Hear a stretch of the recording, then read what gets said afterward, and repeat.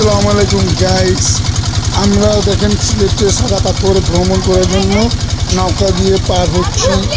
এখানে নৌকাতে আমরা পুরো ফ্যামিলির লোকজন বসে আছি এবং আমার এক বন্ধুর ফ্যামিলির লোকজন সবাই বসে আছে। আমরা এখন এই নৌকা থেকে পার হয়ে বর্ডারের ঠিক ইন্ডিয়া বর্ডারের কাছাকাছি সীমানা চলে যাব।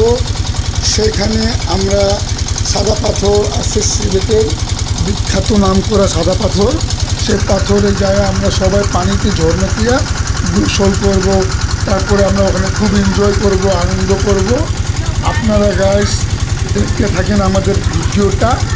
যদি আপনাদেরকে আমাদের ভিডিওটা দেখতে ভালো লাগে তাহলে অবশ্যই লাইক, সাবস্ক্রাইব এবং কমেন্ট করবেন এবং শেয়ার করবেন প্লিজ গাইস। এই ভিডিওতে নতুন ভিডিও করার জন্য আপনাদের অনুরোধ করলাম। আসসালামু আলাইকুম গাইস।